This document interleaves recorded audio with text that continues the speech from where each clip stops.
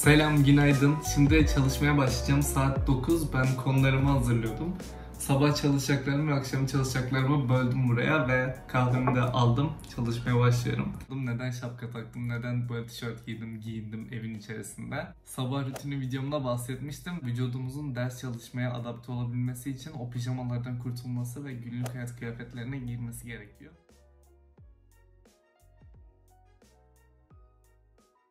Şimdi mesela çalışırken fark ettim. Şu an farmakolej çalışıyorum. Anti-tiroid ilaçları çalışıyorum. Ama şöyle bir sıkıntı var ki ben tiroid metabolizmasını unutmuşum. Çünkü onu bayağı önceden çalışmışım.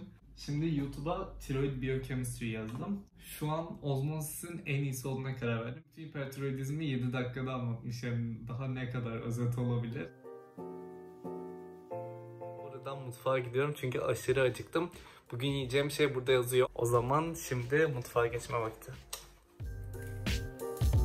Şimdi omletimi hazırladım ve omletimi bayağı pişiriyorum ben uzun zamandır. Yumurtanın içerisinde biyotin ve avidin adı verilen 2 tane madde var. Avidin biyotini çok seviyor ve ondan asla ayrılmak istemiyor. Ama biyotin de sizin vücudunuz için çok gerekli bir madde. Özellikle yağ ve karbonhidrat metabolizmasında ve saç, deri, tırnak sağlığında çok büyük bir rol oynuyor. Yumurtayı yeteri kadar pişirirseniz avidin bir glikoprotein olduğu için protein içerisindeki denatürü oluyor ve biyotinden ayrılıyor.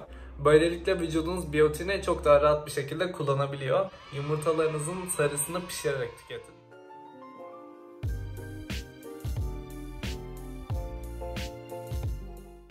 Yedikten sonra ya 40 adım atmalı ya da sırt üstü yatmalı diye bir söz söylemiş atalarımız ve o kadar doğru ki. Çünkü yedikten sonra yürüyüş yapmak araştırmalar gösteriyor ki dolaşımı hızlandırdığı için sindirimi daha da kolaylaştırıyor. O yüzden ben de genelde kahvaltılarımdan sonra hemen yürüyüş yapmayı tercih ediyorum. Ben evde kendi kahvemi yapmayı çok seviyorum. Dışarıda yapılan kahveden 1000 kat daha güzel oluyor evde yapılan kahve. Çünkü kullandığınız ürün taze oluyor. Sütüdür, kahvesidir. Makinesinin temizliğini siz düzenli olarak kendiniz yapıyorsunuz. O yüzden bence evde kahve yapmak her türlü bir avantaj. Çekirdek konusuna gelecek olursak eskiden ben kahve zincirlerinden alıyordum çekirdeklerimi. İşte Starbucks'tır, Kahve Dünyası'dır vesaire. Ama şöyle bir şey var ki bir yerde talep ne kadar çok artarsa ürünleri o kadar hızlı ve ucuza getirmeye çalışıyorlar.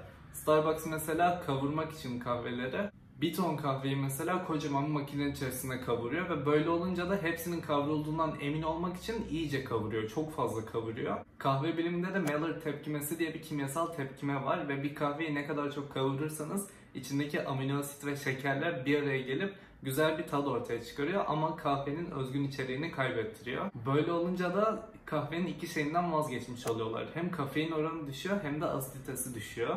O yüzden böyle büyük işletmelerden almak yerine ben artık küçük işletmelere yöneldim. Karantina döneminden bahsetmiyorum. Karantina döneminde bence alabileceğiniz en iyi şey kapalı paketli çekirdek kahveler. Bir virüs varsa vesaire o vakuumun içerisinde yok olur gider. Ben şimdi size bir kahveyi alırken ilk dikkat etmeniz gereken şeyden bahsedeceğim. Bu arada benim burada paketlerim dolu ama ben içlerine aldığım o çekirdek kahveleri yerleştiriyorum. Çünkü bunların özel vakumlu paketleri oluyor. Bir kahvenin paketini gördünüz. İlk dikkat edeceğiniz şey mutlaka altında %100 Arabica yazısı olsun. Şimdi iki çeşit kahve bitkisi var. Bir tanesi Cafe Arabica, bir tanesi de Cafe Canephora. Cafe Canephora'dan elde edilen kahveye de Robusta deniyor.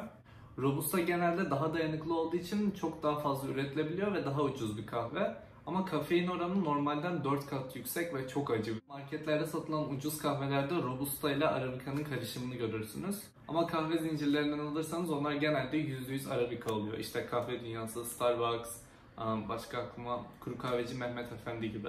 Daha sonra şurada yazan ülkesinin anlamına bakacağız. Bunun için aslında birazcık lise coğrafya bilgisi gerekiyor. Ülkelerin rakımlarına dağlık bir yer mi yoksa dağlık bir yer değil mi bunlara bakmak gerekiyor. Bu kahvenin kökeni Endonezya'daki Sumatra. Sumatra çok popüler şu an Türkiye'de. Çünkü acı olmasıyla ünlü ve biz Türkler biraz acı kahveyi seviyoruz.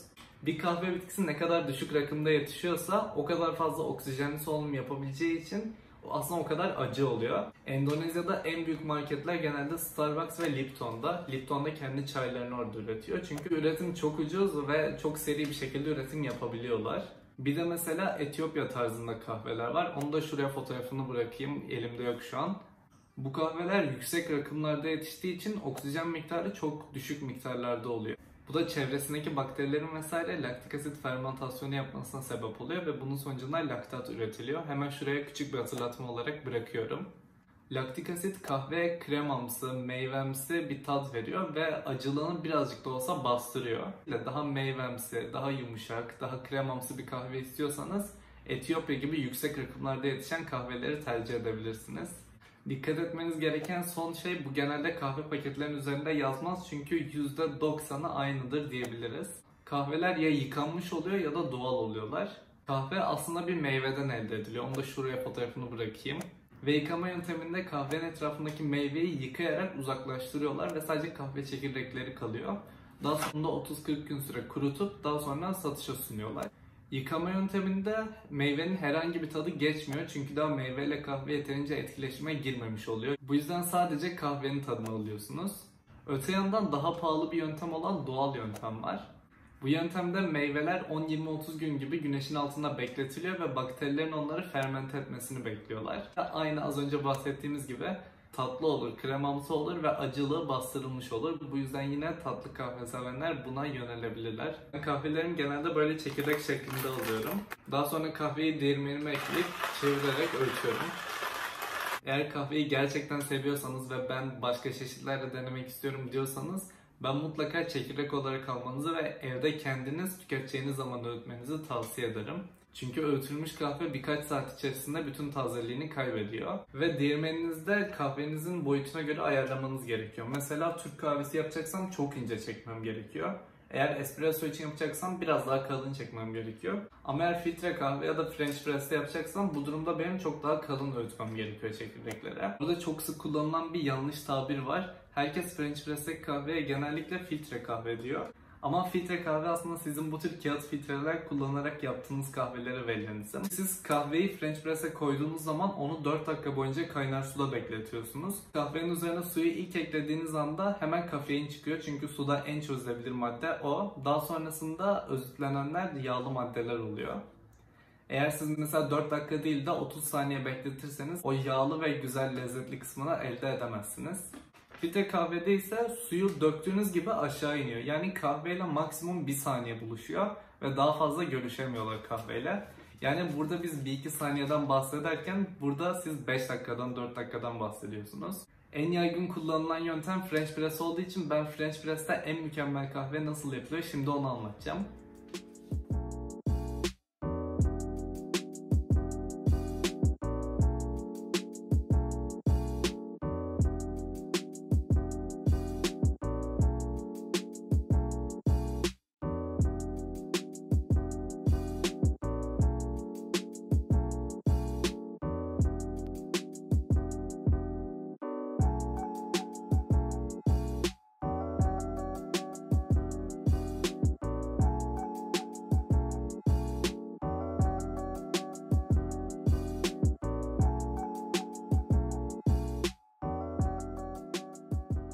Şimdi eve geldim, duşumu aldım ve kahvemi hazırladım. Zaten izlediniz büyük ihtimalle onları ve ders çalışmaya başlayacağım.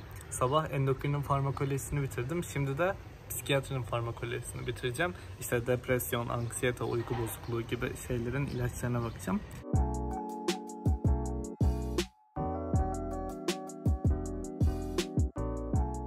Burası da benim minik spor salonum. Karantina başladığı gibi almıştım bunları. Ve vakalar bitse bile bir süre spor salonuna gitmem gibi, herhalde 2021'e kadar buradayız.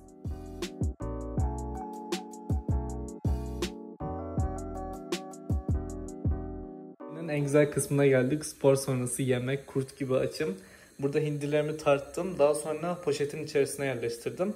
Burada zeytinyağını, işte pul biber, kimyon, karabiber, nane, bunlarla karıştırıp sonra bunun üzerine koyacağım. Her tarafı bir defa olmak üzere pişireceğim.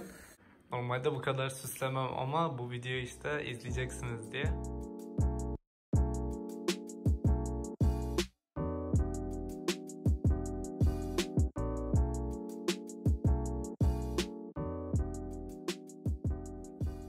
Selam, kahvemi içtim ve biraz edit yaptım. Şimdi birazdan beni Şili'den arkadaşım arayacak ve İspanyolca pratiği yapacağım.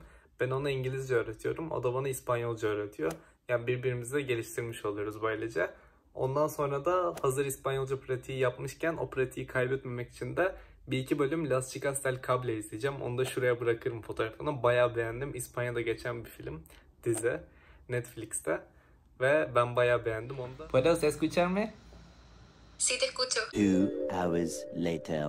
Vale. Dímelo. Ya, hola Turquía desde Chile, espero que estén todos bien. Y esto fue todo. Gracias por tu ayudar. Ya, de nada, gracias a ti. Nos vemos luego. Nos vemos. Nos vemos. Echaba de menos esa sonrisa porque no ha vuelto. Es que por fin me siento mejor, hermano. Y pensar que salgo de este sitio, aunque solo sea por unos días, ya es un buen motivo para sonreír. İzlediğim dizi şimdi bitti. Ben de şimdi biraz bu videoları editleyip hemen ardından yatacağım.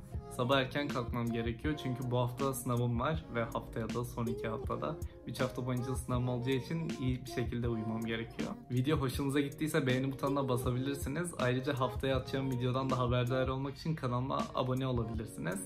O zaman haftaya Perşembe günü görüşmek üzere. Kendinize çok iyi bakın. Hoşça kalın.